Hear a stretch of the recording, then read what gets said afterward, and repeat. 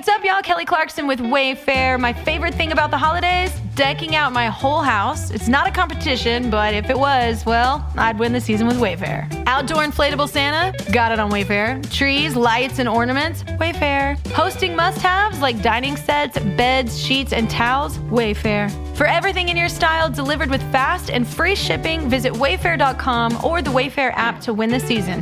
But again, it's not a competition. Wayfair, every style, every home.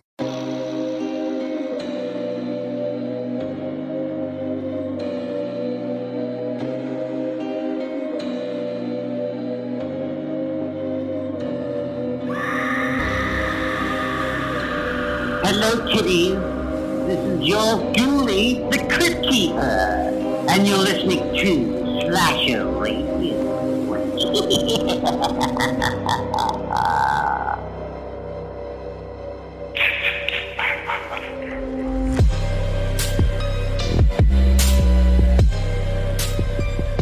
Welcome to Slasher Radio with the host Mikey Bones and Rob Humphrey. I told you. Jesus Christ. I told you this was going to be a problem. Yeah, we're back. It's a little chaotic, but that's okay. We are joined by a very special guest. A lot of people have heard from her recently, a lot through the mailbag. If you're on the Twitters and all those things, you are very familiar with Carly, but we are joined by Carly this week. Carly, how are you? I'm good. I'm here. You're a brave soul, and we appreciate you hopping on with us. I'm excited. We did a little diving into kind of trying to get a gauge because we had the whole Conjuring thing that we went through with you, Carly. Right, of course.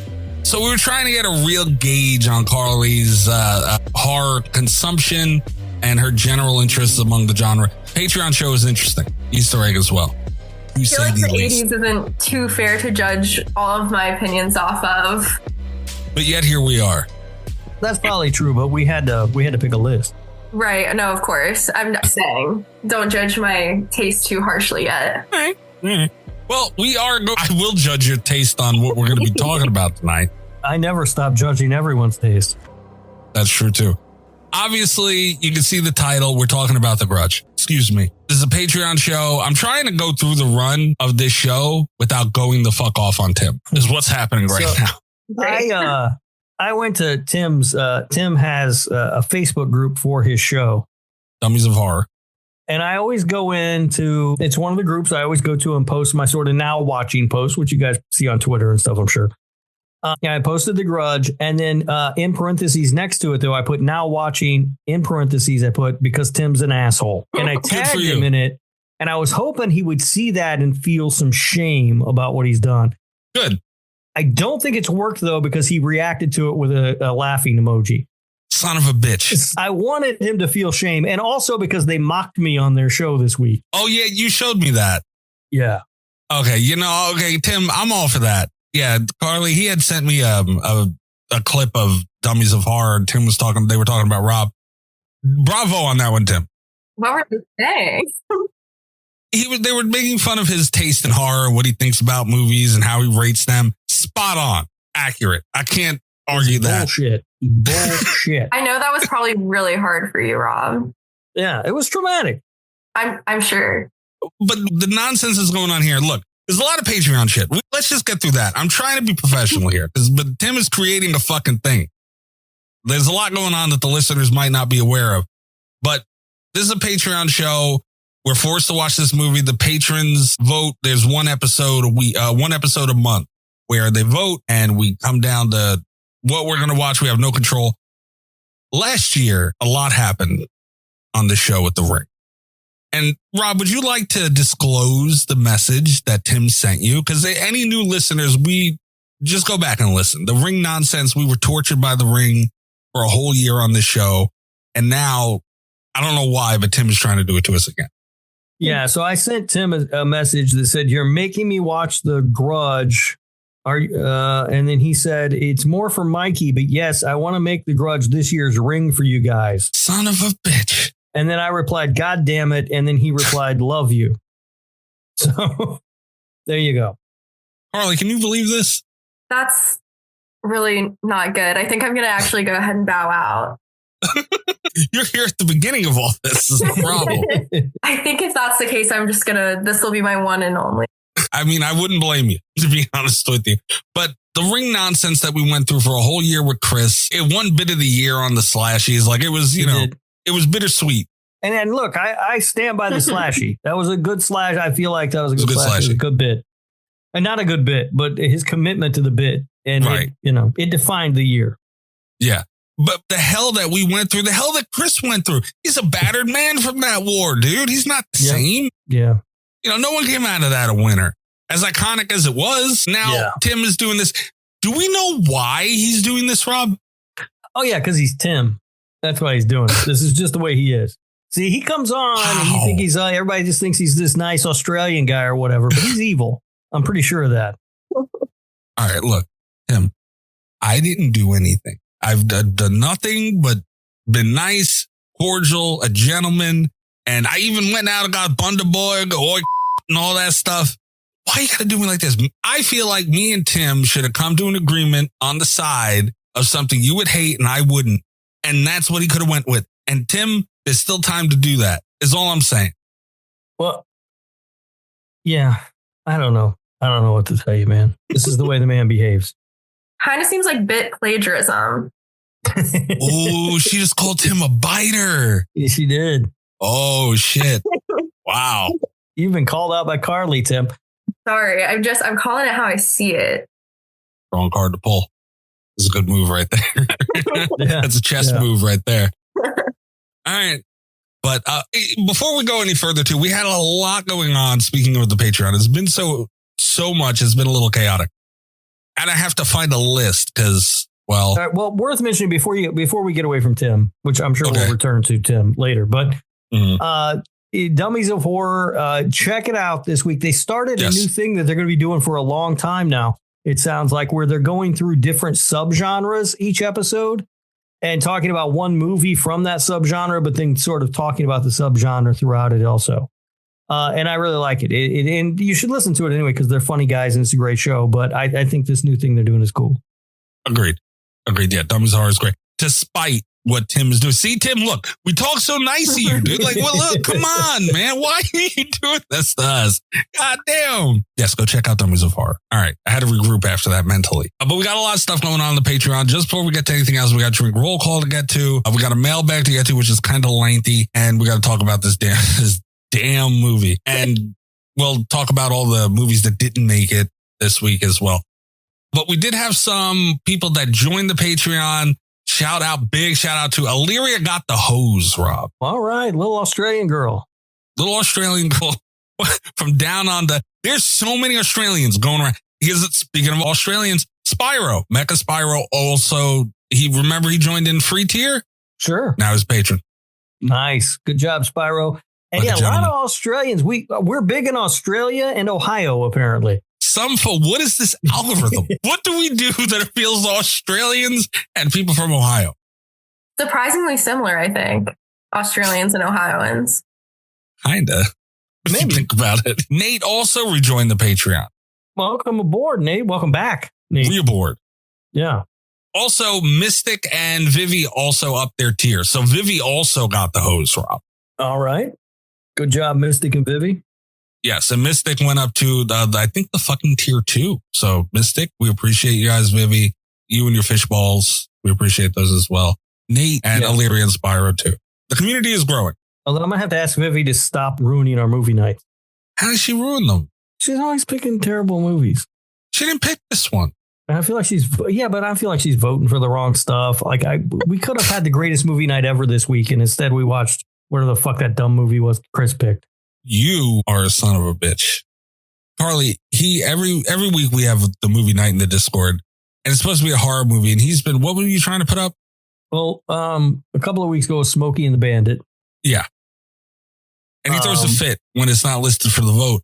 And he almost got us to watch Twilight. He came so fucking close. I don't know why Twilight is so contested. Like, why would here we go.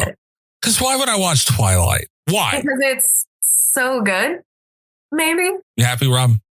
I mean, I didn't say all that. I'll never lie about loving Twilight. Right. How do you feel about Smokey and the Bandit? I've never heard of that in my life. Shocker. All right. You need to go watch Smokey and the Bandit. It might be the most important movie ever made. The most important? Yes. Okay. I mean, Don't waste your time, Reynolds, Carly. Don't listen. Burt Reynolds, Sally Field, and Jackie Gleason. You can't beat it. I feel like I owe it to the movie to probably watch it at some point. Absolutely. I want to report back. I'll be the judge of how important it is. No, the problem is Rob has to turn every single thing that we do or is done in the world into pissing me off. That's the problem here. That's a little much. Not everything that's done in the world. Anything you can control, you take the opportunity. If you have an opportunity to turn something into pissing me off, you will take it. How am I pissing you off? I'm just trying to show you good cinema, Mikey. Smokey and the Bandit's great. Someone asked me, and I can't remember who it was, why you put up Twilight. And I said, he doesn't want to watch Twilight. He wants to watch me watch Twilight is what's going on here. That is why he put you, a lying son of a bitch. That's why you put it up. That might be the best description of exactly what's happening here. But yeah. Yeah, this is fucking trying to bullshit. I know why you're doing it. And he's in the Discord going, oh, I want to watch it and trying to be all fucking diplomatic towards this movie. And I know why you want to watch the fucking thing. Fans of the movie are popping in. He's agreeing with them. I will say that if we had watched Twilight for movie night, I might actually enjoy Twilight. You know what I mean? Mikey, have you ever seen Twilight like at all? My mother was obsessed with Twilight. No, that is very much not true. Yeah, I have been engulfed with Twilight in my life. I have never sat and watched any of the movies. I have probably seen all of the movies in their entirety from walking past the living room while my mom was watching them at some point in time. That's You'll how watch much. them with your mom, but not with me. That hurts. I didn't watch them. I don't know what isn't so learned to you about that green filter over everything. It's not. Look, I'm just not going to watch a bunch of vampires and glitter. It's not a movie for me. They don't even glitter that much. It's just like a couple times. The fact that you said that much at the end of that sentence is a problem. It's just not a movie for me. Like, it's a love story, and like, I'm just not going to, it's not for me. Any movie like that is not going to be for me. This is all I'm saying. It's worth giving it one watch, though, like one chance. It's so good. Do you consider that a horror movie, though, Carly? No. Okay. Beautiful. But That's it's fine. like a vampire movie, so it lives in the same like universe. God damn it. I mean, in a very real sense, it is a vampire versus a werewolf. It is. That's true. Well, It's essentially Dracula versus the Wolfman. okay. It's not. I don't want to like get too deep into the Twilight lore, but technically the wolves in Twilight aren't actual werewolves. Don't go down this road with him, Carly. Don't let him drag you down this road. He's trying to be annoying. He knows what he's doing. Don't fall for it. I'm just saying technically, and Stephanie Meyer has said that there are werewolves, like actual werewolves in the Twilight universe, like in the like traditional sense, but the wolves that we see are not that. The Quileutes, they are not werewolves. They're descendant of wolves and they're shifters. Yeah, they're little teen boys. Like they're teenage, wasn't that their age range boys that turn into wolves and have glitter on? Yeah, no, the werewolves don't have any glitter on. That's only the vampire. I don't know. I thought they all glittered. It made sense to me. I don't know. No. Only the vampires can glitter. The werewolves just get fur. All right. Well, are we done talking about Twilight? You happy now, Rob? I was perfectly happy to just let you guys talk about Twilight for a while. This son of a bitch got his way a little bit. I fucking hate you. As a matter of fact, I almost started up Love is Blind. I was letting you guys go. God damn it. This is what you do. This is what you do. I don't know what you're talking about. All right. Drink roll call. Drink roll call. What are you guys drinking? I have spiced rum and Diet Pepsi. Respectful. I have Smirnoff vanilla vodka and Diet Dr. Pepper. Oh, all right. Okay. I like that. It sounds actually pretty good. Yeah. It is delicious, actually. I went to the liquor store today. I sent you guys a picture. All him just go up on Patreon. I sent you guys a picture of what I got. Check this out. Oh my God. Oh, Good Lord, man. What's wrong? All Are right. the So, whiskey and colas flavored, or is it just whiskey and cola? Whiskey and cola. all right. So you can drink that. That's fine. I'm drinking that right now. The Blackberry Crown Royal, you gift that to some woman somewhere. Shut up. I think you need to like not knock it till you try it. Also, Crown Royal's like thing is their flavored whiskeys. Yeah. Well, that's a To my knowledge. That's a new thing for young people who don't know how to drink. Mikey drinks like a child. I just like don't. It's still just like whiskey. Like it's gonna get you just as drunk. Yeah, but it's blackberry flavored. Come on, drink like a man. It tastes better. What's so wrong about a blackberry? Drink like a grown man, Mikey, or don't drink. I just don't know. I feel like you're equating like something has to taste bad to be a grown man's drink. Look, I'm thinking like back in the day. All right, you had to pay your dues if you wanted to get drunk. A glass of scotch. Ain't no fucking cowboy ever order up a fucking Blackberry Crown Royal at the bar. All right, they didn't stop by the saloon to get a peach Crown Royal. They fucking drank whiskey like a goddamn man. If they had it back then, they 100% would have done that. 100%. No. Yes. No. They also weren't making like all the like fruity little cocktails back in the day. So the girls were knocking back like whiskey and ale and beer too. Yeah, everybody drank the same hard shit. Yeah, but women get a pass, men do not, Mikey. God damn Drink it. like a man. I disagree, Mikey. I think your drink choice is fine. Thank you, Carly. Carly, you are not here to disagree with me. Sorry. Don't be sorry. Defend me. Help me. Help me. I think the drink is fine. I think it's fine. Should I send a picture of my drink? No. I was going to say, I took a picture of my drink. It's not very interesting, but it is in a cool cup. I swear, I would like to see your cup, Carly. Rob Humphrey, I swear to God, if you do Oh my what God. I think you're doing right now, like you did last week, drop your phone and stop it. You don't know what I'm doing? If I see my phone go off with a message from you, I'm going to be really mad.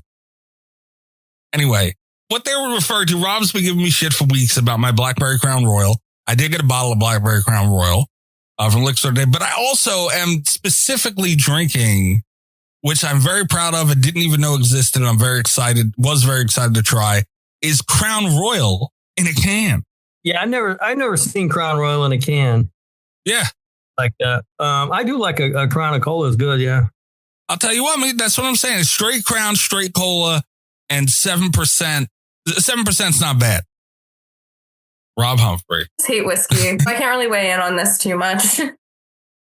Carly, do you see what he did? Sent his. Sorry, Mikey. It's tough. Is this right, Carly? Is this right to do? This one's not so bad. Yes, it is. It's pretty bad. It's not so bad. It's kind of funny a little bit. Rob sent me a picture of the screaming Sicilian mustache on the goddamn cup. Stop doing that. Throw that fucking thing away. No, it's right here behind me so I can always reach it. You know that. We talked about this. Carly, you gotta, the pizza's not good, but having a mustache comes in handy. Yeah, no, for sure.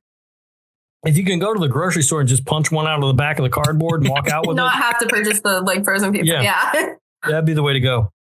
I had to send you a picture of my cup over email, by the way. Over email? Did you fax it over Twitter wouldn't let me send it. All right. Hold on. We got into the mailbag. We didn't this first fax we ever got on the show. Yeah. Go check the fax machine. Is there? Oh, okay. Hold on. I'll send it in the group. Hold on. I got to scan it. Real quick. Yes, not our Twitter ban that I'm under right now. Oh, yeah. Carly was bad. That's a cool cup, Carly. That is a Isn't cool it cup. fun? My aunt and uncle got it for me for Christmas. Yeah, that's I like pretty it. cool. You got a Spud McKinsey over there? Yeah, that Really? is like one of my prized possessions. It's one of the bar lights from the 90s. Yeah, I I found remember it on Spuds eBay. McKinsey. You remember Spuds McKinsey, Maggie? No. Oh, it was a big deal back in the day. The party animal, come on. Yeah. No. I don't know. You know it. There was like Super Bowl commercials. It's the Bud Light mascot. I don't remember. The whiskey and cola, the Crown and Colas, though, incredible. Honestly, Rob. Oh, good. Sound good. Good. To me. Good. You can just throw that Blackberry shit away then. Nope. You don't need it. No, Mikey, I think you should take like a shot of the Blackberry right now just to prove a point. He was doing that the other night. What are being you trying to irritating. do to me here? We were just doing that last night. No, I'm not going to do it. No, you're always trying to get me in trouble. Trying to get me banned on Twitter. The last time, for the record, though, I got banned on Twitter was after I watched an episode of American Horror Story. Oh, I remember that. I was so mad at that 80s slasher season. I went on Twitter and just went off because I was so excited and I was so mad and let down after I seen it. Yeah. And American Horror Story has some diehard fans. Yeah, they do. I was also really excited for that season and it was a letdown. I have this, not to go off on another tangent. I was going to say, I have this like thing with Ryan Murphy where he can only make like the same show like at the same time. So like when he was doing like Dahmer Monster, that season of American Horror Story, like New York was just Dahmer repackaged. Like he can't like do two different things at the same time. That's fair. And maybe you should stop then. Just saying. Do something else. Anyway. I will not handle this Ryan Murphy slander. I love Ryan Murphy. I love pretty much all of his shows. I just don't think that he can do two different things at the same time. They have to be like really similar. That might be true. Because New York, there's no excuse for New York and Dahmer to have come out like at the times they did, and then like he was working on them like in very quick succession, and they're exactly the same. Like they even like look the same, like cinematography wise. I didn't watch that season. I haven't seen very many seasons of American Horror Story. I like the Dahmer show though. I thought that was good. I thought it was really good. I love it. Yeah. Years, though. I did not like the Menendez brothers one that much. I haven't even watched that one. It's okay. It's not great. But you know, Ryan Murphy went to my high school. Is that true? Like I could have been him. Yes. I mean, he was like 10 years before me, but I could have been him. I chose not to. I chose to do this show instead. Look at you.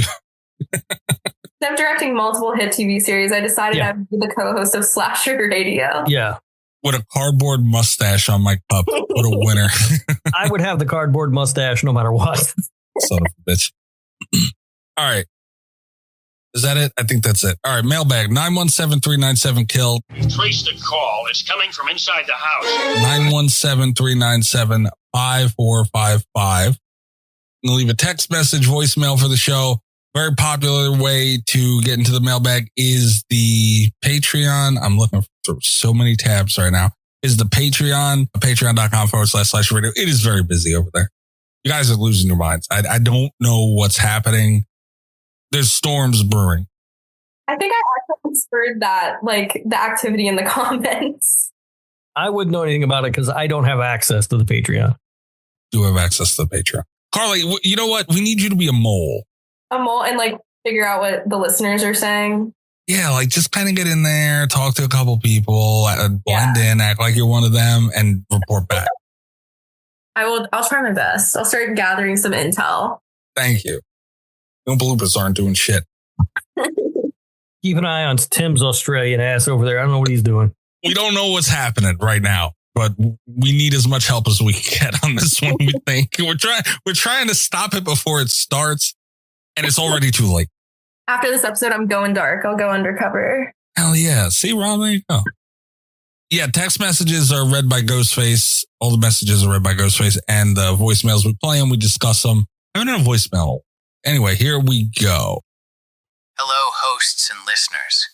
Ghostface here with more messages from the mailbag. The first message is from last week's episode, and it is from Mystic.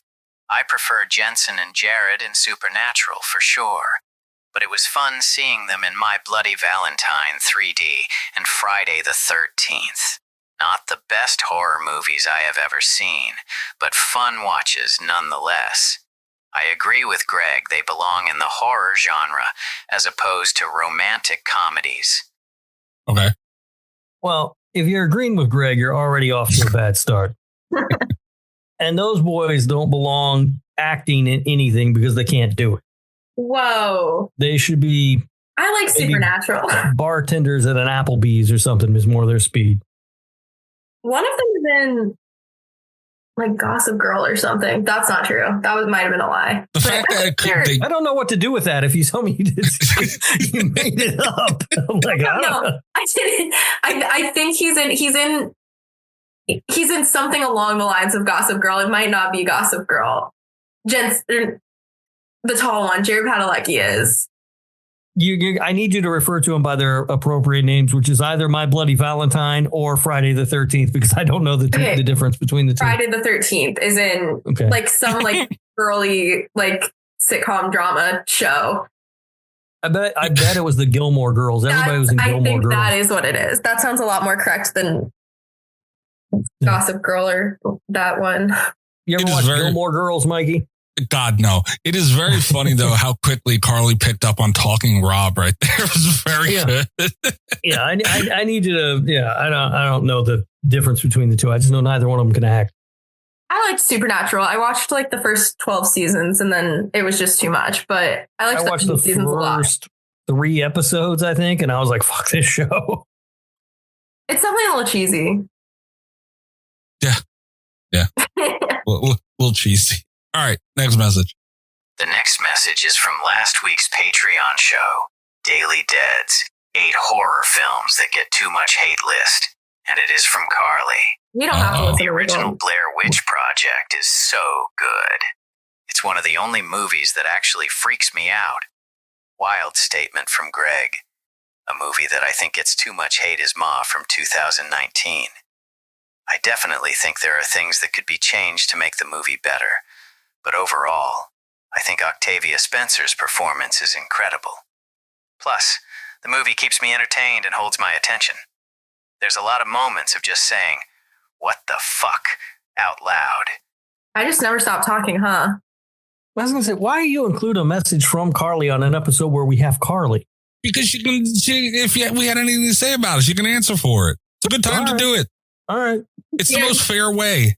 I agree with everything she said. I don't see hate for Ma, though. Like, I think people just don't acknowledge it very much. I definitely have seen more hate than praise. Yeah, probably. It's a good, like, I enjoy it. It's not a really, I wouldn't even know if I'd call it a good movie, but it's fun. Like, I think I have the Blu-ray because it is fun to watch Octavia Spencer lose her fucking mind. Like, it's a good time. Yeah. Well, it's crazy. I actually rewatched it like recently because I was just like thinking about it a bunch. And the kid that plays like the main girl's little love interest, he was on a show that I caught like the tail end of as like growing up. He was like on Disney's Girl Meets World. And like Octavia Spencer like makes out with him in the movie. And I was like, that is just like so strange that Octavia Spencer is making out with Farkle from Girl Meets World. That is kind of strange. Yeah. I was like, whoa, I forgot this happened when I was like rewatching it. Octavia Spencer, of course, also in the greatest horror movie ever made, The Shape of Water. She is not a horror movie. Isn't she? Mm-hmm. Where would you put The Shape of Water, Mikey? Romance, sci-fi at best. It's not sci-fi. It takes place like in the past, I think, right? I mean, whatever you call it. She doesn't have an iPhone. I know, but like, I don't know what to call it exactly. It's not a horror movie, though. I think it's like kind of like a gothic romance almost, like in like thematics. They took the gothic out of it, though, is the thing. Like, and look, if it's a movie, you can make this a horror movie. They just didn't even try for those vibes. We've been over this, Mikey. It's a modern day Universal monster movie. That's all it is. It's great. No, it's not. It's a love story. It's a love movie. It's a romance movie. There's love stories in all but it is a monster movie, though. All those Universal monster movies have love stories in them. That's the impetus for all of them. Frankenstein gets married. Frankenstein's monster gets married. Right, but the tones of those movies were so much darker.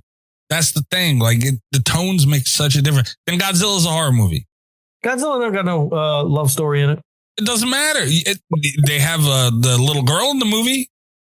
Kind of, sort of. Definitely make the argument that it like falls under like a horror romance. I'm not doing it. No.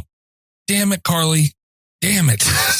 We got to Rob agreed with everything you said, and then we had to go off into The Shape of Water for no reason. You upset me. Damn it. Next message. Damn Shape of Water. The next message is from EYERCHRIS from last week's episode. This should carry weight from me. The Conjuring films are fine. They are good paranormal films. But to say they are based on true stories is a crime. Especially for The Conjuring 2. In the actual events, the Warrens tried to show up, and the second they were like, "We can make money off this," they were thrown out and to pound fucking sand. The English recognized they were drifting cults and kicked them out in the same day. Also, it's not a hot take to like the F-13 remake. I kind of disagree with him a little bit because I feel like the Conjuring movies are really just a strict documentary of exactly how heroic the Warrens were. They left out Ed Warren's 17-year-old mistress. They left out facts of what happened with, as far as them in the investigations too, like all of them. You know, like it's well. The third movie, you saw that one, right, Mikey? That terrible one. I've seen all of them. So I've heard that apparently the reason there's not a whole lot of the courtroom stuff of the actual trial in there is the judge banned the Warrens, or at least Ed Warren, from the courtroom. It's all because they had nothing to do with the reality. Like they tried to make it real, and that's a big problem for me. You know, because it's kind of like cheating. They're based on true stories. It's just not very faithful retelling. Nope. The Warrens are heroes. They had a perfect marriage and they were perfect people. I'll hear nothing else. You stop that. And I'm not trying to act like this is the first time it's ever been done. Texas Chainsaw Massacre, I go on about a lot. It was some dude that made lampshades out of skin or whatever. Like, you know, there was no chainsaw. There was no nothing, any of that, you know, and yeah. But that's what I was going to say. They kind of twisted the based on a true story and just tried to attach themselves. Like they picked any name they could out of those investigations, Amityville and all that, to tie it to reality, to kind of give it that level. They tried to Blair Witch it, kind of, sort of, in a way. Well, they tried to say it was like cursed. Yeah. Yeah. Like, and they tricked a lot of people, man. A lot of people didn't do their research and just fucking heard it and went with it. And here we are today with the Warrens. I'm not going down the Warrens road. And if you're going to find two actors who look spot on like Ed and Lorraine Warren, it has to be Patrick Wilson. That's exactly what they look like. That's exactly what those characters were. And they tried to tie it to reality. And that's a big problem.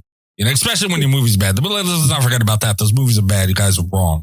The first two are good. That third one's garbage. Anyway, moving on. Carly, you said you didn't like The Nun and all of them, right? No. Yeah. Okay. All right. Yeah, I do not like The Nun. Some of the Annabelles I think are fun. I haven't seen the La Llorona one. The La Llorona one is awful. So bad. I heard as much. I didn't even bother with it. And there's one Annabelle one that's okay. That the one that was like the prequel or whatever. That one was all right. Yeah, the one with all the adoptees like living in the house. Yeah. I like. That's probably my favorite one out of the Annabelles. That one was okay. Yeah. I didn't like any of the other ones though. That's fair. No, I totally agree. All right. Where's the mailbag? The next message is from last week's episode, and it is from Vivi. Sixth Sense is a great movie. I agree with you, Rob. Mikey, saying it's mid is just rude. No, it's not. Yeah, it is. No, it's not. Stop being a rude dick, Mikey. It's a mid movie. Jesus. It's a mid movie. It is not. It's really good, especially the first time you watch it is a crazy experience. Not really. It's an awesome movie. Would you call it a crazy experience, Rob? It's M. Night Shyamalan's best movie, second to Trap. Trap is an amazing experience also. But for a much different reason. Trap, I've said this time and time again, M. Night Shyamalan made the best comedy of 2024. He just didn't know that's what he was making. Because that movie's fucking wild. I think that movie shows off his genius and his artistry. See, I think it shows off the fact that he has no idea how anything in the real world actually functions, and he just makes it up as he goes. I love the main guys like acting as that like character though. It's so like it's so good. The whole time me and my roommate were watching it, and I was I was like the like CIA are like pranking him. Like they all know it's him. Right. And then like he just keeps going, and I'm like, surely at the time the pop star is going to his house, like the police are going to step in and stop this. I was like so certain they were like playing him, like making fun of him, and they were not. Did you see Trap, Mikey? No. Mikey, oh, it's amazing. Hit that vape and watch it. I sat in the theater shoving popcorn in my mouth, just laughing and giggling like a fucking idiot the whole time. It's so ridiculous. It is an incredible experience. All right. That may be so. The Sixth Sense is not. The Sixth Sense is amazing. I don't know what your problem is. It's a good movie. It's fine. It's fine. It's mid. Yeah, whatever. It's not that big of a deal. It is not mid. It's so good. I never understood the praise from that movie. I never understood. Ever. You need to listen to Vivi more. Stop being a dick. Sure, she would agree with you.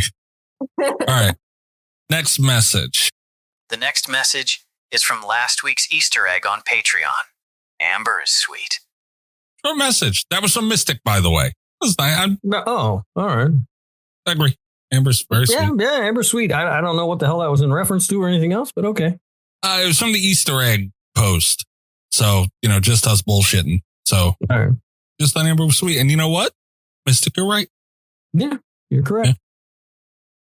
All right. One more message. The last message is a text message. Is from either Greg or Amber. It reads, Oi. I just got done listening to the Hot Takes episode with Darth Gregor, and his opinions are on point. With the absence of Kitty Cat, you should let him be the third member of your show until she returns. I also checked out his TikTok, and he seems to know what he is doing when it comes to tournaments, so y'all desperately need him to help you in your Murder March madness. Thank you.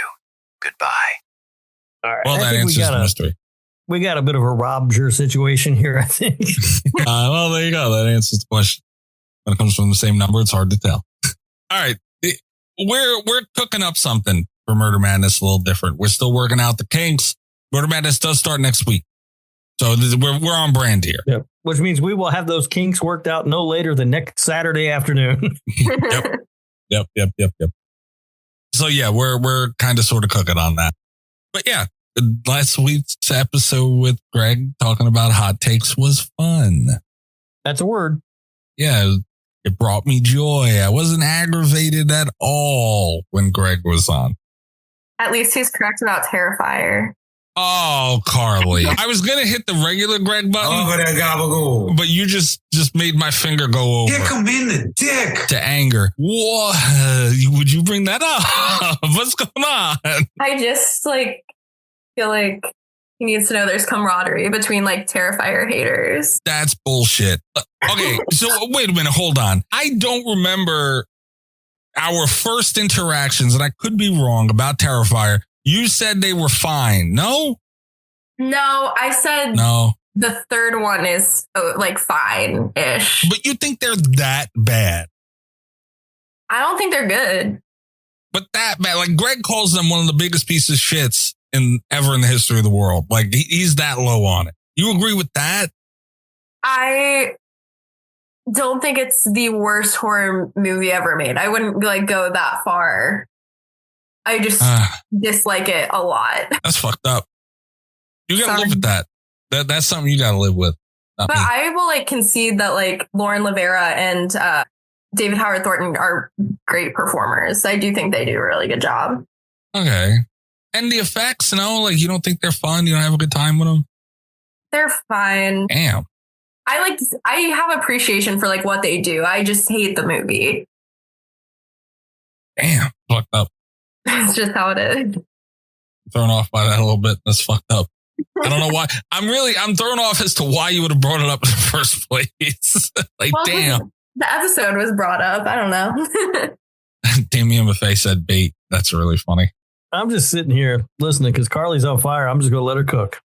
So, you proud of yourself, Carly? What the hell, man? He's Rob. You don't agree with Greg and Rob is who you're agreeing with. They're right about Terrifier. Sometimes you have to admit you have the problem first, Carly. It's just, I've tried. I've watched it multiple times and every time gone in with such an open mind and I just despise it. Breaking my heart. Just so you know. I'm sorry. I mean, I don't know if anybody's seen Terrifier 2 more than me. And I still don't like it. You're ridiculous. Damn it. I'm not even mad about this, Carly. I'm hurt. Sorry. From you, I'm hurt. Robin Graham gets anger. I'll admit. You, it's hurt. Time will heal the wound. I don't know. Depends on what you say about this movie we're coming up to. That is the end of the mailbag, I believe. Yes, it is. Beautiful. All right. So we're going to take a real quick break and we're going to be back with Patreon stuff and the Grudge. Fuck you, Tim. Fuck you, Tim. Oi. and all, but fuck you, Tim.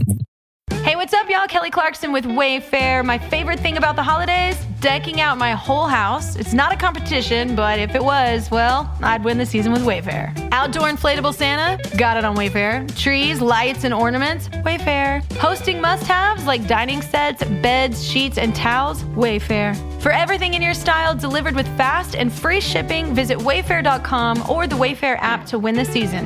But again, it's not a competition. Wayfair, every style, every home.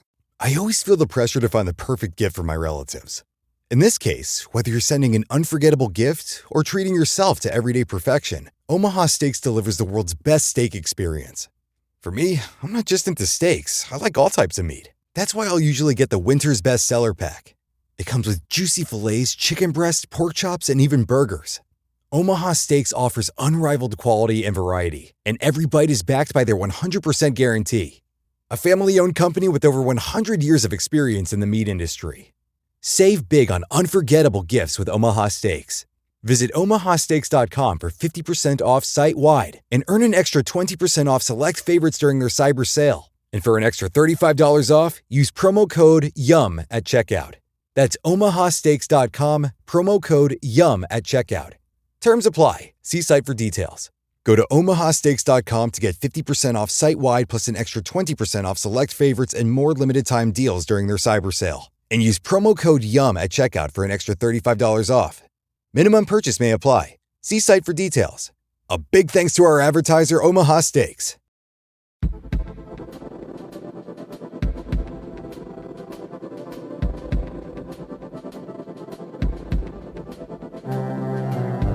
Okay, I have to go through all the movies that did not make it.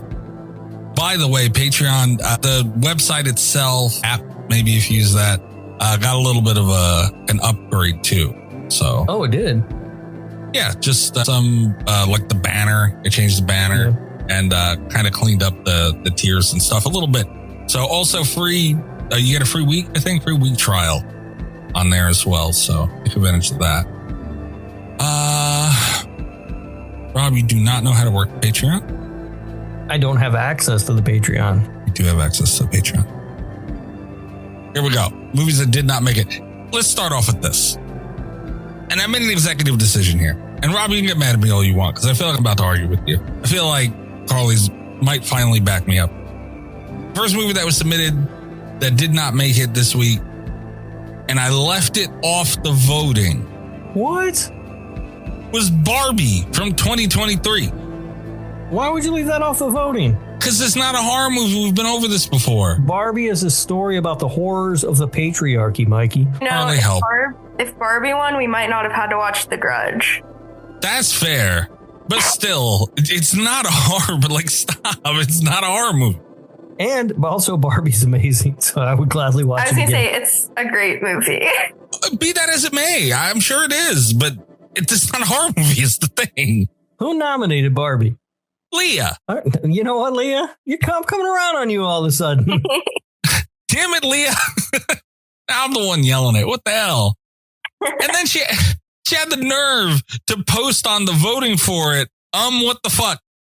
I'm like, Leah, it's not, by the way, yeah, no, this is not a damn horror movie. Hey, Leah, I feel your pain. I just had to do that on our movie night in Discord a week ago when my fucking movie didn't show up in the voting either.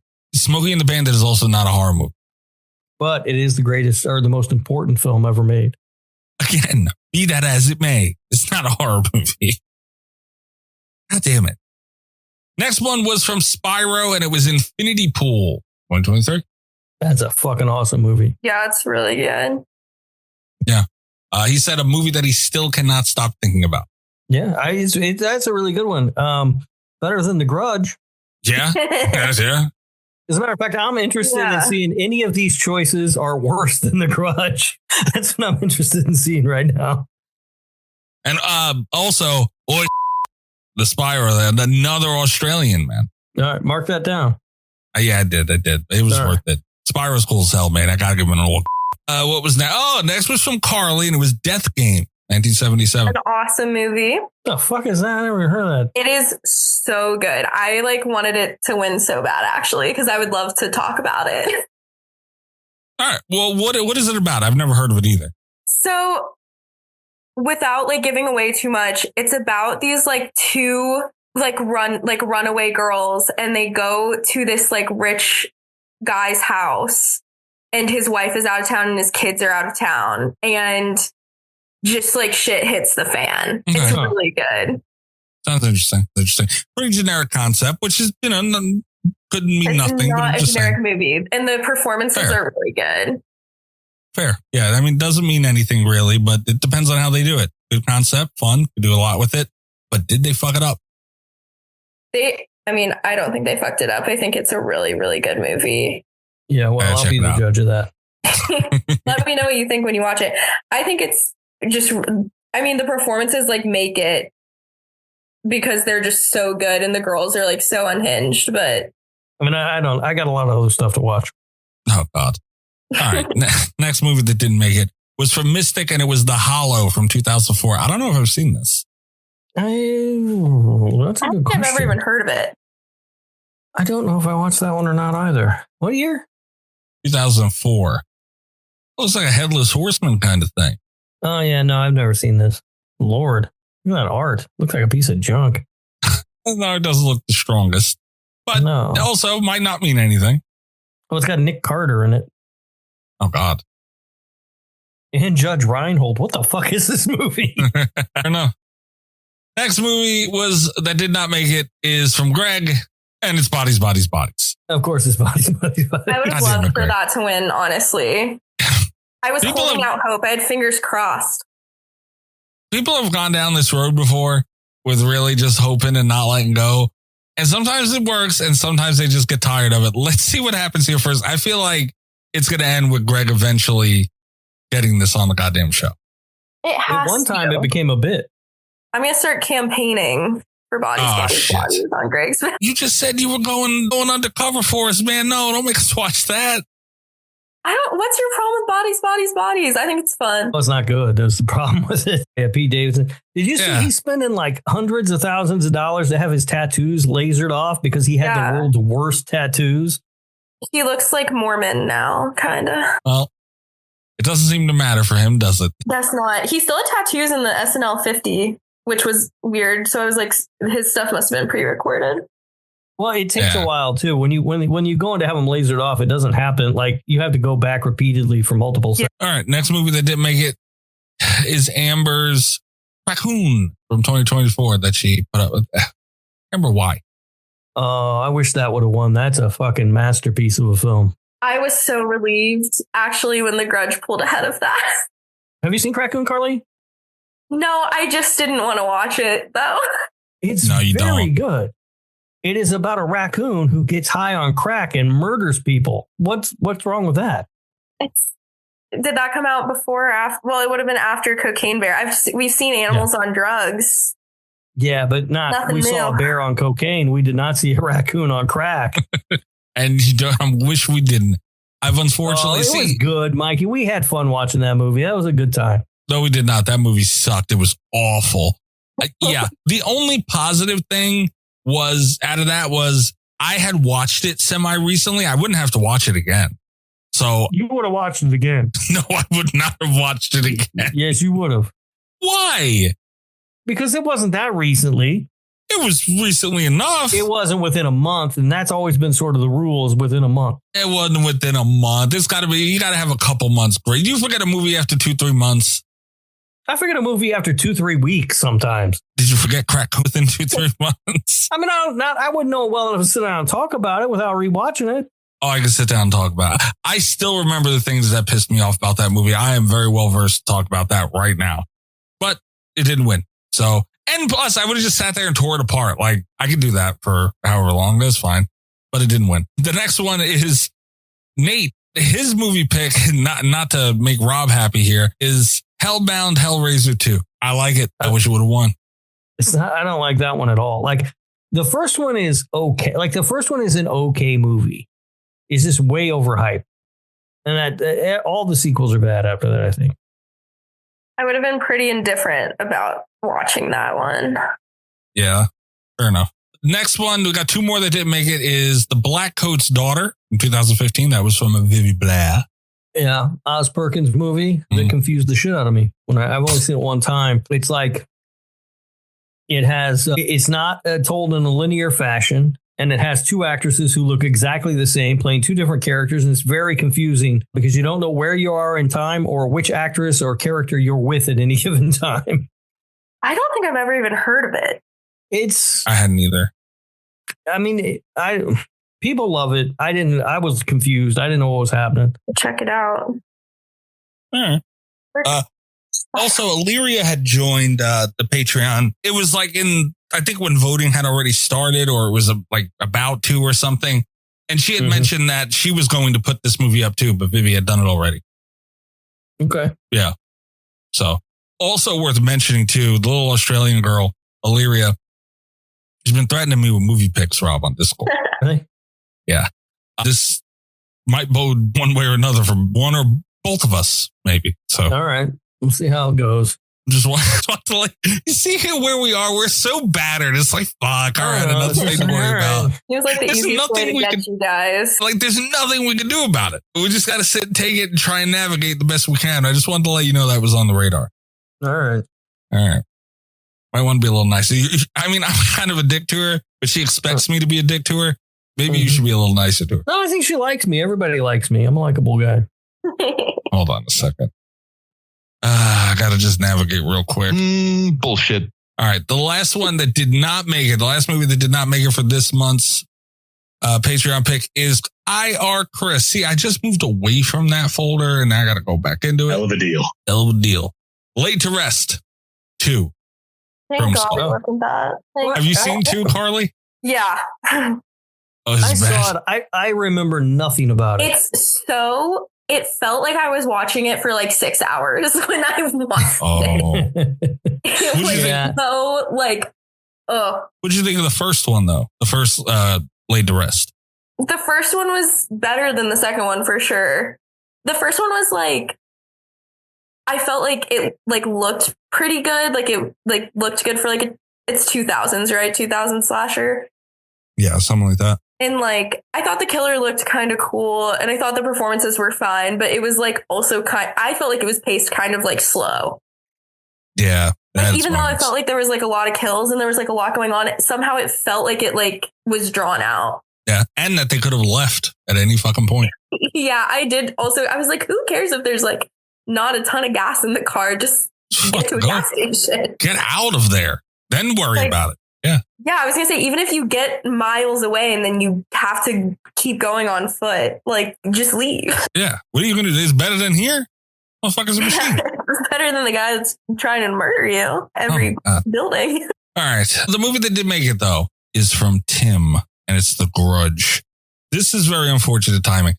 Rob, I initially got mad at you for this, if you remember correctly. I know, and I don't know why. I had nothing to do. I didn't want to watch this fucking movie. I know, but I thought, as we talked about earlier, you sometimes don't mind watching me watch movies, is the thing. But I didn't get to watch you watch this one. I had to watch this one on my own. That's true. That's true.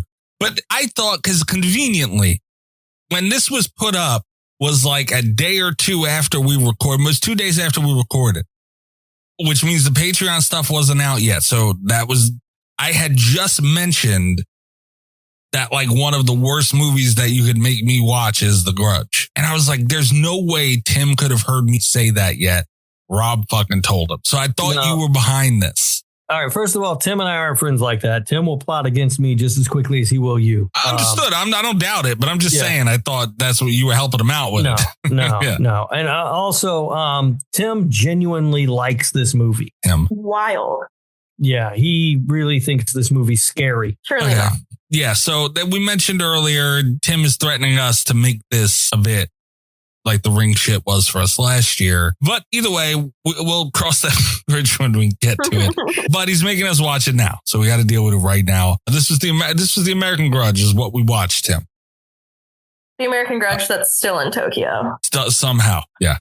Also, Tim, since you wanted us to watch this movie, I thought it was only fair that, because you picked this, man. You picked this movie and you wanted to hear us talk about it. So I wanted to give you the most immersive experience. Rob and I had discussed it that we could possibly give you And we wanted to bring this to life for you a little bit here. So we heard it scared you a little bit. So to give you the most,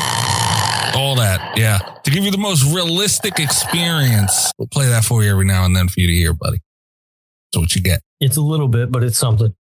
It's all we got, goddammit. See, sometimes, Carly, in the game of spite, you got to take it a little bit, you know?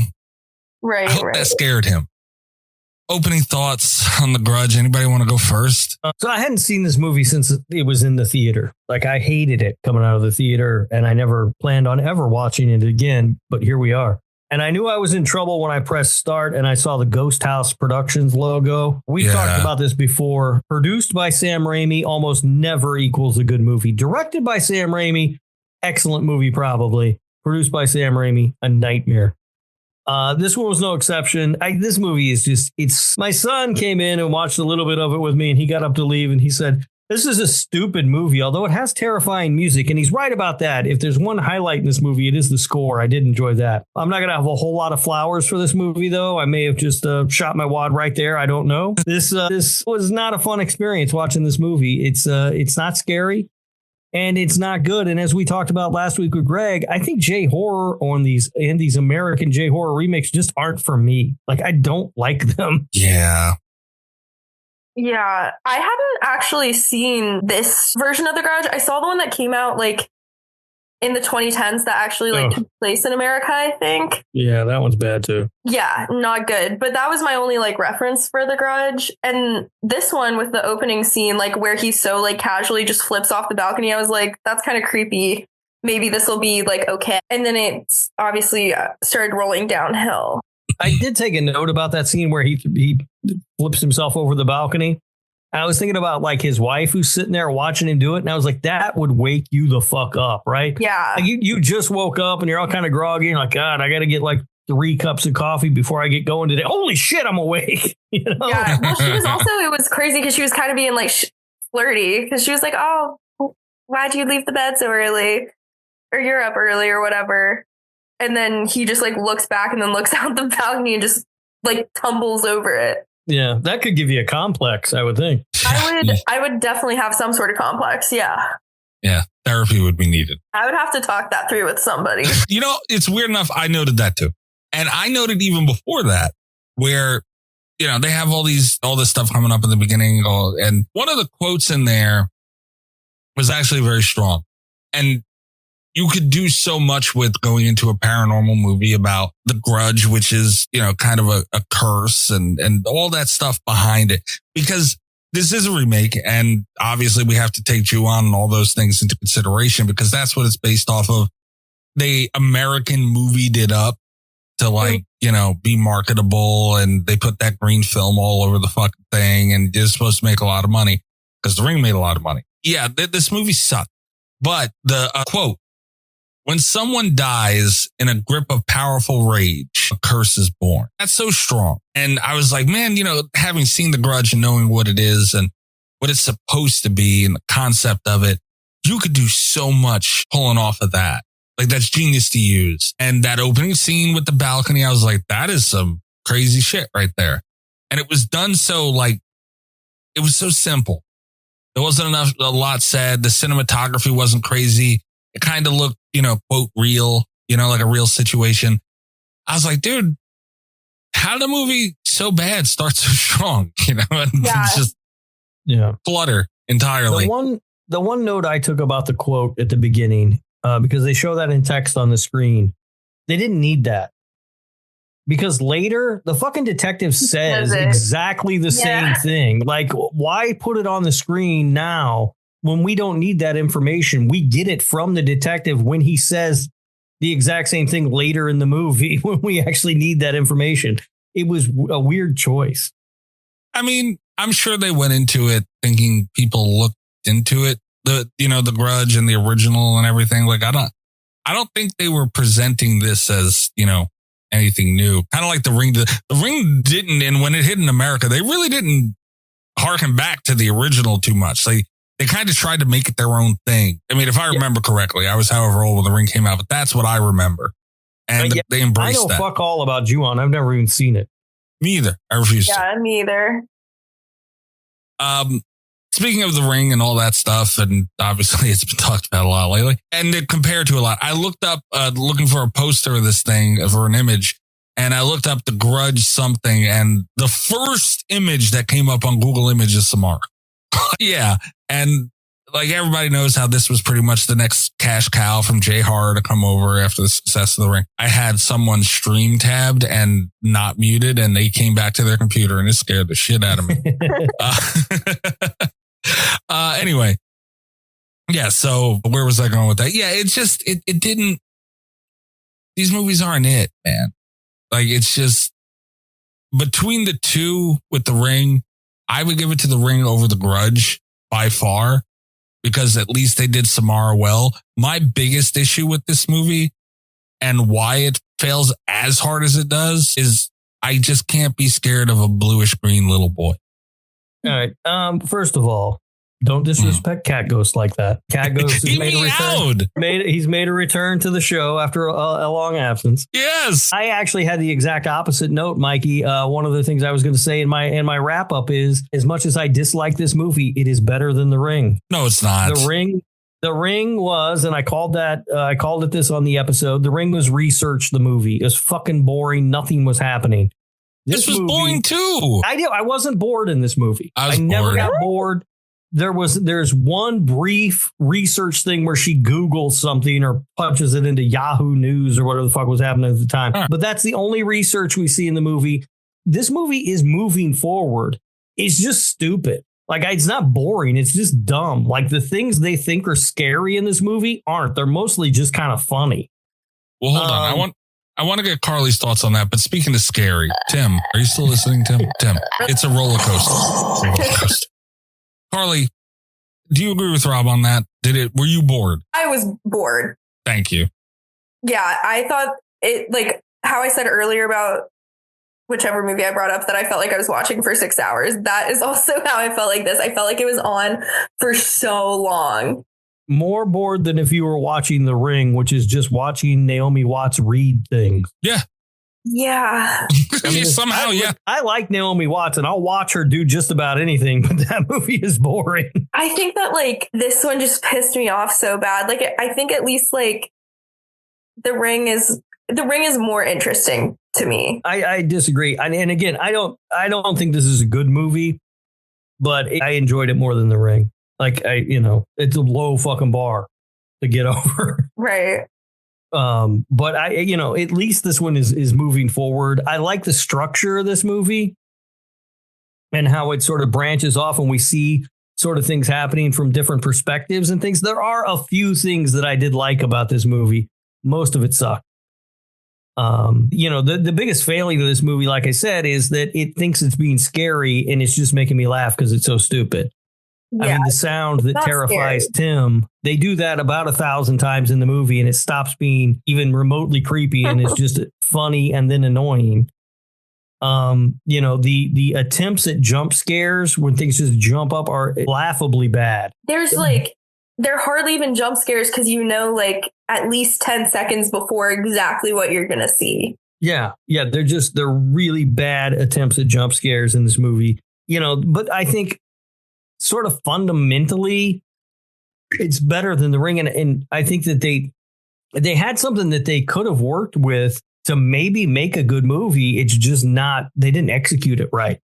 It's just, I don't think that the story is bad necessarily, but the way they did it is just stupid. Yeah. I think like the story points, like on its like basic bones are fine. The whole movie is just like you said, it's not scary. I also noted, because you brought up the score earlier, I actually noted that I hated the score and the sound design in this. I didn't mind. I thought the score was actually the highest point of the movie. Like I really thought they did a good job with the music. The actual like music was fine. It was more the sound design that I hated. Like it was like at some points I felt like the like classic like horror movie sounds that they were putting under things to like quote unquote like build suspense or tension were like so loud and so like poorly done that it like took me out of the movie completely. Like it annoyed me how much they were like how bad the sound design was. I mean, I didn't notice that. So I guess I could say it didn't bother me. Sound design is one of those things. I say this about scores a lot too. Most of the time, a really good score, I don't notice it, at least the first time I watch a movie. I'm not really supposed to notice it. It's there to enhance, not to stand out. Yeah. And sound design is kind of the same thing. And I didn't notice any problems with it. The only time I really notice sound design is because there's so many movies now where they get really loud and then really quiet, then really loud. And I'm constantly having to ride the remote, the fucking volume button on that thing. And I didn't have to do that in this movie. So that didn't bother me. Yeah. I don't know. I like hated it. Damn. One thing that did bother me, though, there's something, and I don't know if you guys noticed this or have any idea what it is. There's something about the way this movie looks that really sucks. And it's not the way it's shot. It's shot fine. It's literally the quality of the picture. Yeah, mine was like a little like grainy almost. Yeah, but not. It's weird because we've seen movies that are grainy on purpose, right? Yeah. And they look all right because that's what they're trying to do. It's like this is accidentally grainy looking. Yeah. And it's bad. Yeah, it did not. I also picked up on that. I wrote that down somewhere too. Yeah, and I couldn't quite figure out. I don't know what the issue was, but yeah, it just looked bad. And I didn't know if it was the transfer that I watched because I just watched whatever was free on Amazon. Mm-hmm, same. Yeah. Me too. So, yeah, I don't know if it was the transfer or if that's how the movie has always looked. I don't know, but it looked really bad. Yeah, it was weird. You would think it wouldn't look bad on Amazon. Right. But you would think. Yeah. But who knows? Yeah. It's hard to find anything good about this movie. And kind of what you were saying earlier, Rob. Yeah, The Ring was a lot of research, but this movie achieved boredom in such a different way. Like yeah, there wasn't a lot of research in this thing. But yet and still, I was still bored. And I never thought I would say this, but it kind of sort of a little bit makes me want to watch Ju-on because I would probably watch Ringu before I watch The Ring. I kind of want to know. You know what I mean? Like, did they really miss a lot of important points of this story? And could that have made it better? Because if they were doing something interesting throughout this time, maybe we're at least having a little bit of a different story, maybe. But I don't know. I don't know if they were even be able to achieve that off of the source material. I don't know. Yeah, I don't know. I haven't seen it. So yeah, it's hard to say. I mean, I didn't find this boring. I just found it stupid. I found it both. It was I thought it was so boring. And then there's a lot of stuff that just doesn't make sense. And so maybe that's explained better in Ju-on. I don't know, because from what we see in the movie, we're led to believe that a family moves into this house. They find what they think is just a little boy, right? They don't know it's a ghost. And then they shove it in a closet and tape the closet closed. Yeah. And he's like crazy corporeal. Yeah. Like what kind of fucking answer is that to the problem? I think like calling the police, trying to find the boy's parents, something makes a lot more sense than that. Yeah. The ghosts in this are so strange and they look awful. Like it just looks like someone put on like Party City, like makeup kit paint. Oh yeah. That little boy, the little ghost boy looks like literally like they just dumped like some baby powder on him or something. Yeah. So bad. I feel like 2004, it's not going to be perfect, but it looks so bad. When people say that movie, and speaking of, Vivi's one of them.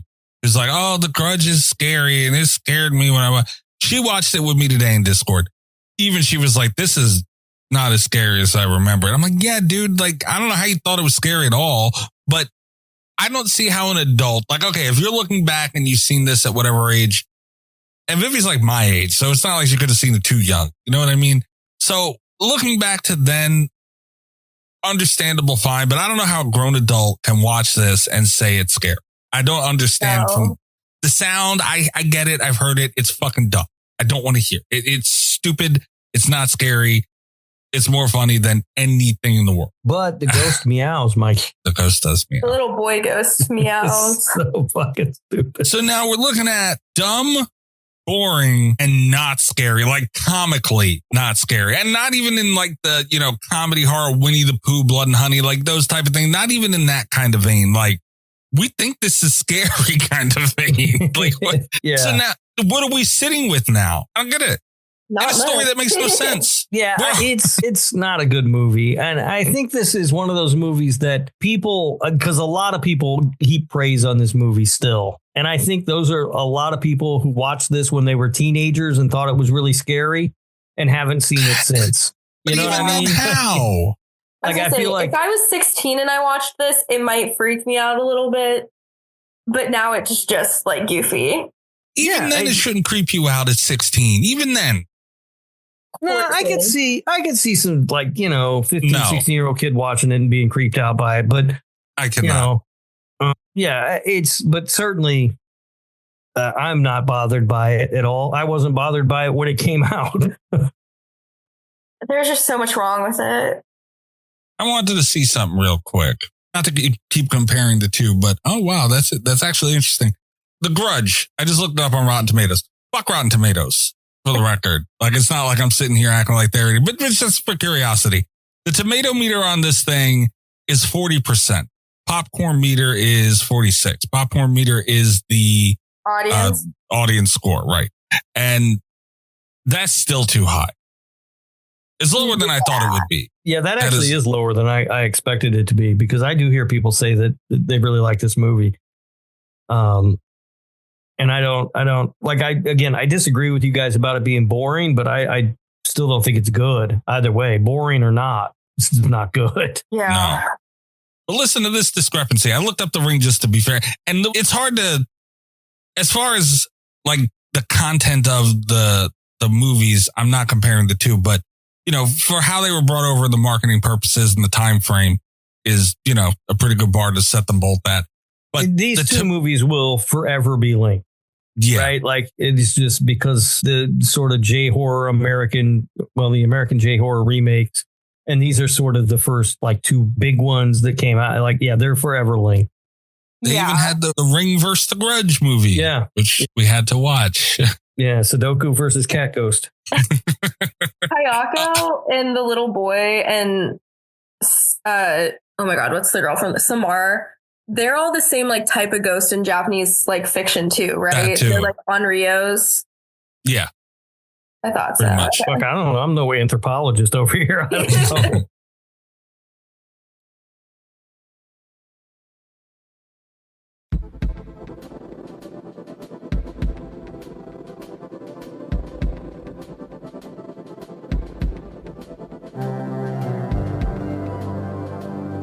But the tomato meter for The Ring is 71%. The popcorn meter, though, is 48.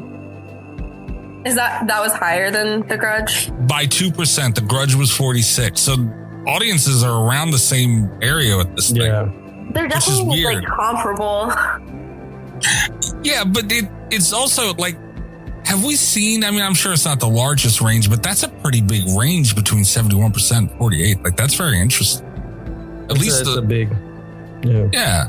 The Grudge, and at least there was a 4% difference between audience and critics. Yeah. Typically, when you see that big a difference between the critics and the audience, it's the critics love it and audiences hate it. Well, yeah. But that's what the numbers say, Rob. Yeah. It's weird, though, that for this movie, you would think it would be the other way around. Like, I would think critics would dislike it and the audience would like it more. Do you guys have anything else? I honestly, too, like, that was the thing. This isn't even like a bad movie to where you can sit, because it's all the same shit. One thing I haven't brought up yet is pretty much the last thing I have to say about the damn thing, personally. The hair is not scary. I'm sorry. The hair is not scary. No, it's kind of gross, but it's not scary. Yeah. It's kind of gross, I guess. But it's not even like, Terrifier gross or nothing. It's like, I don't want to look at this gross because it's gross. It's just kind of like, the one scare that I thought might still work, because it's really the one that I remembered from seeing this movie all those years ago in the theater, was when she's washing her hair and the hand comes out, It didn't look that good though. No, it doesn't. It doesn't look good. It doesn't look that good. And it didn't, I was like, all right, whatever. Like, it didn't have any impact at all. Like, I was like, okay. And I thought maybe that one would work, but no. something. So I had like a couple notes about like the actual like ghosts themselves. They show like the like main ghost way too early. Like they show her like at the very beginning with the house cleaner and the caretaker, which I was also like, if I hear some crazy like bumping around in a house that I don't even own, I'm not peeping my head up in the attic. That's like crazy. I would never do that. Yeah. But they do that throughout the movie. That fucking professor sees that guy or that little boy like fall backwards in the window and he goes into the house. Like, there's no fucking way I'm doing that. I'm getting the fuck out of there. Yeah, no. You know, like alerting the authorities or something, but not going. I don't want anybody to even know I was there. What if that little boy's dead? They're going to think I killed him. Instead, he goes in the house. Now you're in there holding a dead boy. Like, fuck yeah, it's not good. It's not smart. It was that they like just showing the ghost so early. I just think it was so bad. Like, it made it so much like less scary than it like maybe could have had potential to be. Yeah. I mean, that is a problem. I think if you're gonna do that sort of, I guess, kill or whatever we'll call it, you got to do it without showing the ghost somehow. Yeah. You know what I mean? There's no like suspense or like mystery. Like, I feel like that's the only reason like ghost movies are like kind of scary up to the point you see the demon, because once you see the demon or the ghost, they just normally look like they're out of Party City. So it gets less scary. Like once you've seen it. Yeah.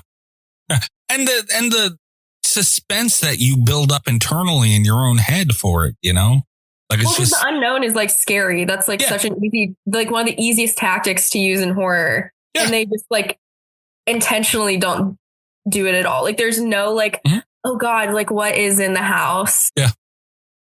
They worked against themselves entirely. I feel like they thought they had more than they did. Yeah. 100%. It was also like every like it was like they looked at a list of like what not to do in a horror movie and then like decided to do it. Yeah.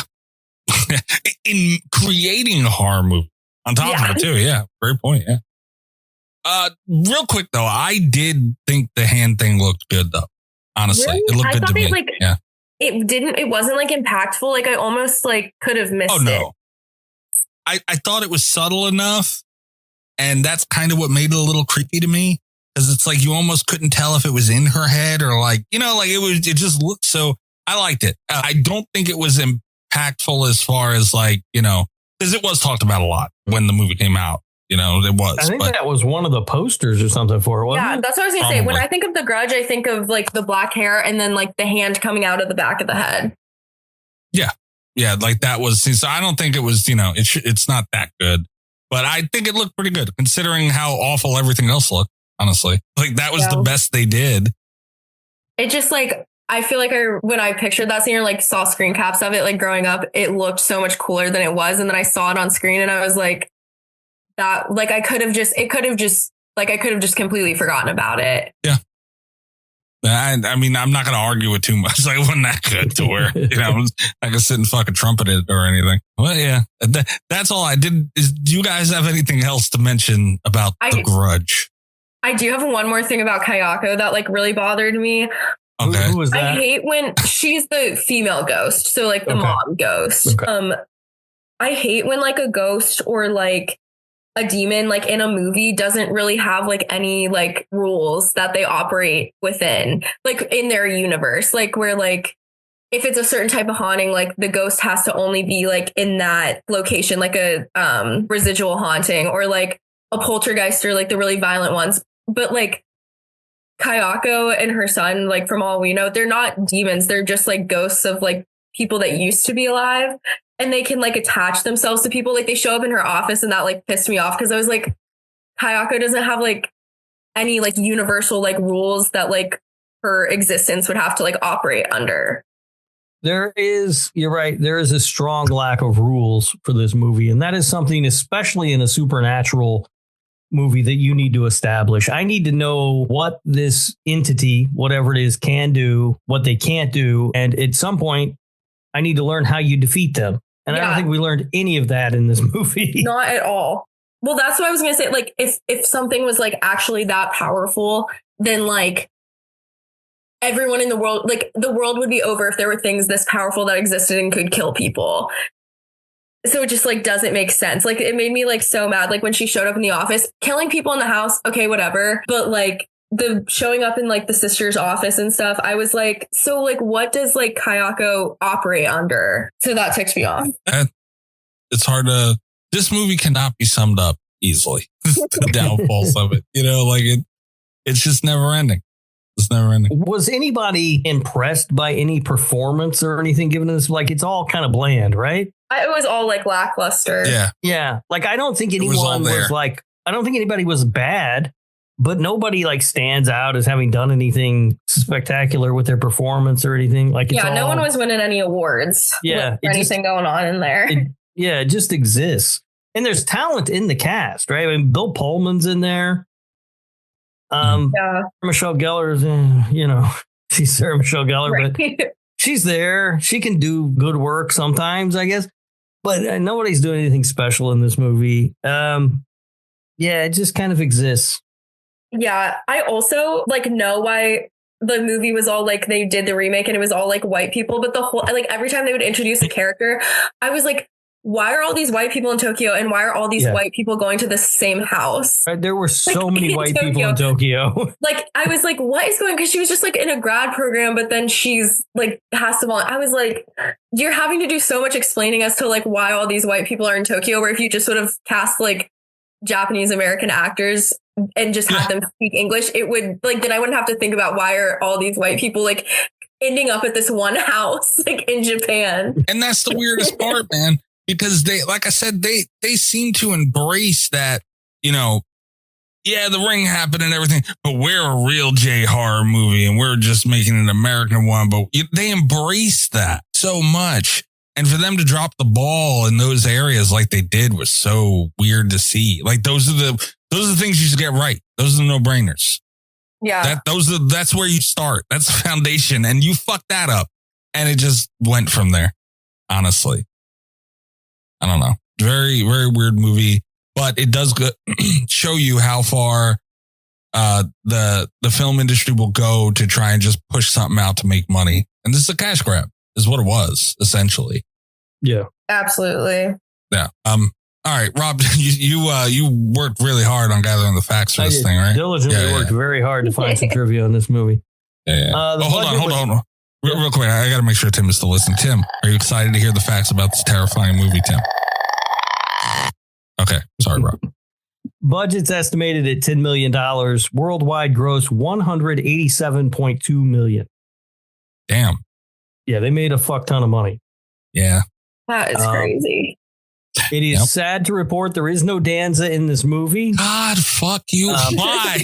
Well, hold on. There's a little bit of controversy here because the resource that I go to check the Danzas has no Danza listed. However, there is an actress in this movie who appears to play the character of Yoko. Her name is Yoko, sort of. It's an O with a line over it. And I don't know what that means. So I don't know if it's pronounced the same or not. So there's maybe a potential Danza in this movie. How do you even know that? I looked it up. You went that far. You had to cross-reference shit. Yeah. To find this information. I take the important stuff seriously, Mikey. Did you do that on your own, or was this a little pigeon that dropped off a note for this? I might drop off no notes about this stupid fucking movie. I looked at it and I was like, that doesn't seem right. I bet there's somebody. And I looked through the cast list and there is a character named Yoko played by a character Y-O with a line over it, K-O. Now, I don't know if that's pronounced Yoko, though, is the thing, because I don't know what that line over the O means. Unbelievable. So it's a little bit of controversy here, but we're gonna go because the database that I normally looks at officially says no Danza, so we're gonna say no Danza. All right. Database. Yeah. You have a Tony Danza database. I don't have one. It exists. I found it. I didn't find it actually. It was a database. It was pointed out to me by someone. Oh, I have no idea what he's talking about.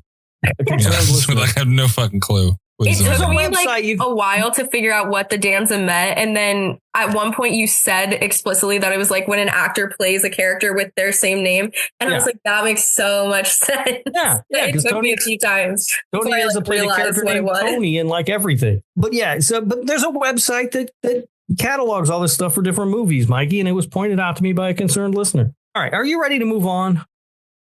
Sure. Okay. This is what I'm doing. This is what I'm spending my time doing 3 o'clock in the morning. Unlike the other Japanese horror remakes like The Ring, Dark Water, Pulse, and One Missed Call, this was the only film out of all the others to actually remain in Japan instead of moving the story to America. We just talked about that, though. It's fucking weird. Yeah. You have to end up having to explain a lot more. Yeah. Before filming, the cast and crew went through a ceremony where they were blessed so that nothing bad could happen to them for the filming. God forbid. All that hair laying around. Who knows what I want to turn this into a cursed film, apparently. That's got to be bullshit, right? I don't know. I'm not seeing how they could get cursed if it wasn't like, unless they were like filming on like a burial ground. Yeah. They're using like real skulls or something. There are cursed movies like that, though. I mean, you've heard all the stories about The Exorcist, right? They had a fucking ton of shit happen on that set. Right, but look what they were playing with. You know, like the set burning down at one point. Didn't a ton of shit happen on Poltergeist too? We don't remember because it's Poltergeist. The one girl died, right? The one. I think like bad things happened to like a lot of the cast members. Yeah, I think you're right. Yeah. The character of, and I don't know how to pronounce this name. Maybe you guys do. Is it Toshio? Yeah, I think would be like the English. The character of Toshio is almost always found with his cat. In real life, the boy who plays Toshio was terrified of cats. Oh, that sucks. Poor little kid. You got to be covered in baby powder and play with a cat when you're terrified of them. Although the house was built entirely on a soundstage, the actors and cast still had to take their shoes off to enter to be respectful. Good Lord. And finally, this film received 1 star out of 4, and it was included on Roger Ebert's most hated list. It should be. Fair enough. It should be. That is the trivia for The Grudge. All right. Fucking Tim. You guys ready to score this thing? Do you have a score prepared, Mr. Humphrey? Yeah. Quarter on time. I'll be honest with you. This is a higher score than I thought I was going to give this movie, mostly because I knew that the score had to be higher than the score that I gave The Ring. I think they missed the mark largely on this movie. It's not scary. It is kind of funny, though. A lot of the scares that they think are going to be scary, I just kind of ended up chuckling at. The performances are sort of whatever they are. The film looks like garbage. I don't know what all that graininess was about, but I did like the score. And I think the bare bones of a good story are there, but they completely botched it. I gave it a 3.2. Wow. Okay. All right. Well, score's wrong. This movie, okay, when you make, whether it's a remake or, like nowadays we deal with a lot of sequels 20 years later, same vein as far as what I'm saying. Dude, maybe they'll do a sequel to this and bring back the legacy characters. Let's just cross our fingers that they won't. Very fair point. But yeah, whenever you're going to do that, you have to, yes, you get the benefit of the name. Not that Ju-on was a huge name here, but it rose in popularity after The Ring, and people started looking into a lot of J-horror, at least here in America. There was a boom for it at that time, and they got the benefit from that. And you're going to also have to take the criticism of not being able to stick the landing on.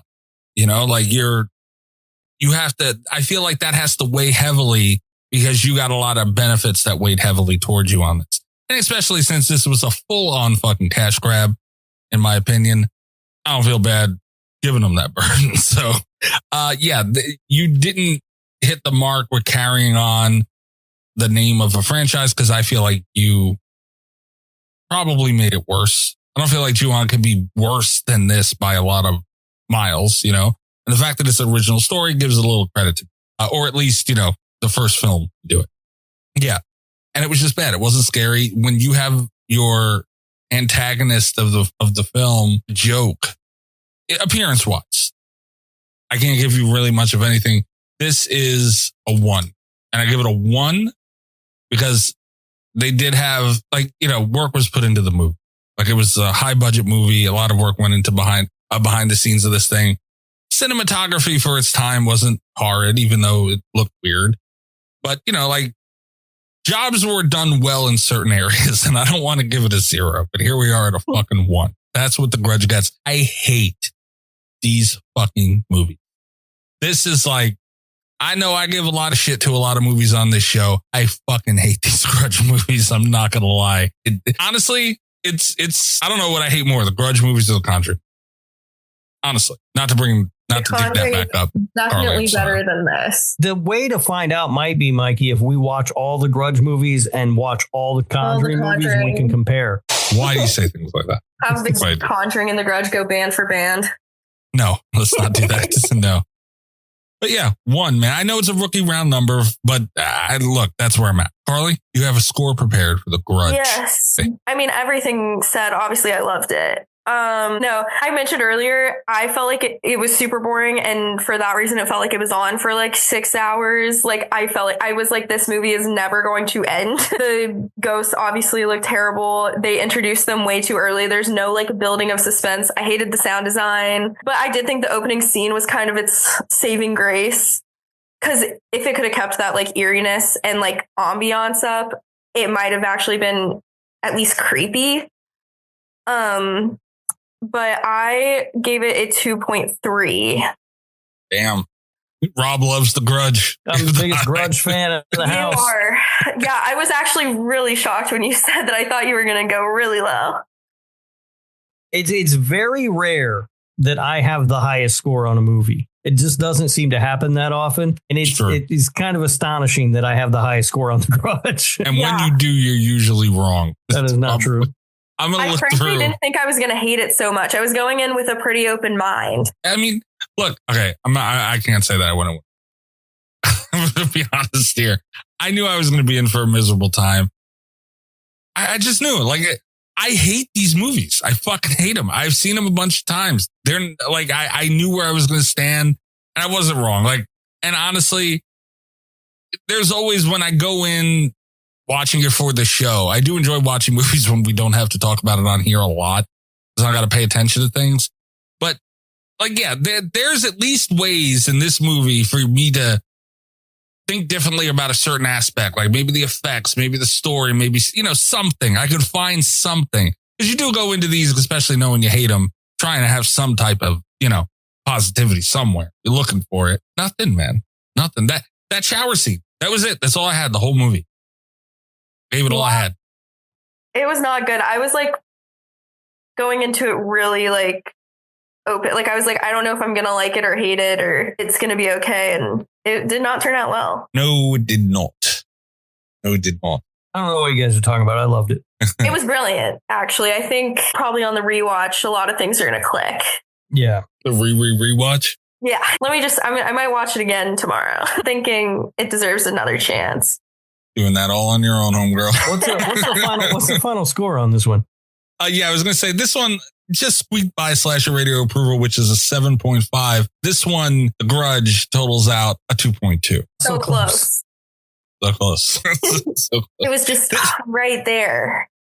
This is the lowest movie. We haven't done a movie in a while with, all the slashy stuff going on. But Spiral is that average to a 2.1. And okay, it's fucked up. Like, we really watch a shitter every so often there. Like, it happens more often than it should. I was like, you know what? How long has it been since we had a score this low? Like, not long at all. Yeah, really. Last time we did a movie, yeah. Which was also a Patreon pick, by the way. I don't know. I always put up brilliant movies for the Patreon pick, and no one ever seems to vote for them. Because they hate us, Carly. That's the problem. That means you're doing the right thing. You're putting up good movies. Nobody wants us to enjoy ourselves and watch anything good. Nobody wants to watch the fucking Grudge. Oi, Tim. God damn it. I just always put up movies that I want to hear other people's opinions on because I have opinions on them.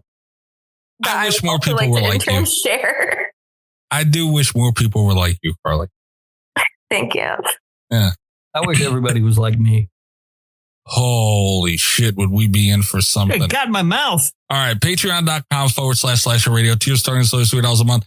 Thank you again to everybody who signed up, re-signed up, all that stuff. I think, I can't remember correctly, but I'm 90% sure this is the most patrons we've had since starting the Patreon. So that's a great thing. And like I said earlier, free week, all that stuff. Go check it out.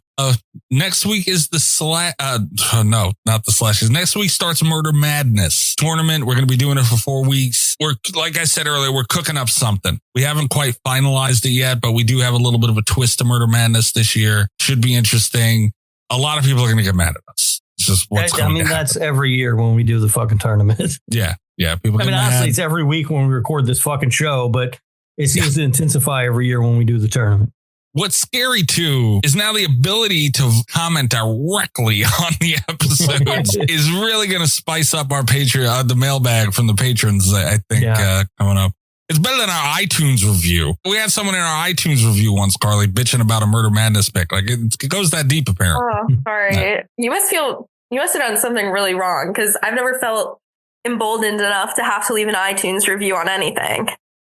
Yeah, that's the problem. A lot of people don't. We got that one too. Look at us motivating people. Jason went out in the first round of a Murder Madness tournament, but he went out to Pinhead. Okay, well, that's ridiculous. Thank you, Carly. That's what I said. Yeah, that's absurd. Why would that happen? Who let that slide? We're not going to talk about it. We're not going to talk about it. It was a very hard decision. All right. We're not going to talk about it.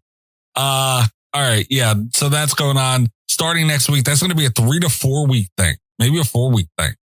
I think it usually goes like 4 weeks, I think. Yeah, I can never remember. I don't know why. Yeah. I try to block out Murder Madness stuff. Because the first round takes 2 weeks. Yeah. And then that's true. We do sort of the middle section, and then we usually have like the final 4 as like one episode. Yep, we have a panel on, all that stuff. Yep. Follow us on YouTube, Twitter, Blue Sky, TikTok, anything. I don't know. It's just @/radio. If you see it, hit the follow thing on there. I'm at Mikey's Dead. And also, let us not forget, this episode brought to you by our friend Tim. Go check out the Dummies of Horror. Tim, thank you for making us watch this amazing movie, Tim. Thank you. I cannot thank you enough. Rob, where are they finding you? You can find me on Blue Sky. You can find me on Instagram at RadioRob123. You can listen to the other show that I do, the Nick fucking Woo Cage Cast. We just released our episode on Snowden, and coming up, we will be talking about the USS Indianapolis Men of Courage. Hell of a deal. I checked that today, but I'm only one episode off on the Nick Cage. Yeah, only one. Yeah, one episode behind. Probably soon to be 2, I'd imagine. All right, Carly. Thank you so much for joining us. Of course. It was a blast. I'm kind of upset you didn't end up stabbing Rob. I'm sorry. But let everybody know where they can check you out, find you, anything you got going on, we want to do. Definitely not I'm on banned Twitter. on Twitter right now. But normally I'm on there. Carly is not funny. Blue Sky is the same thing. And then I'm on Instagram, but y'all don't have to go over there. Yeah. Fair enough. Is your Blue Sky banned? No. I've only used it like twice so far, but this Twitter ban, I think I'm going to start using it a little more. I was going to be banned on Blue Sky soon. No, I won't be as hostile on Blue Sky. X is or Twitter or whatever is the only place. Fair enough. All right. Thank you very much for joining us, though, Carly. It was a blast. We appreciate it. Thank you for trusting me to be on your show. Put that Rob on here. Let's be honest. You know what I'm saying? I mean, we can beep anything we want. Beep everything that I say. Rob that would be hilarious if you just beeped every single time she talked. Would be kind of funny. A lot of work, though. All right. We'll see you guys for Murder Madness next week. Good night. Good night. Fuck you, Tim. Yeah, fuck you, Tim. God damn it. I really hope this Grudge thing doesn't go any further. I don't know if I got it in me. All the best with Slasher Radio Podcast.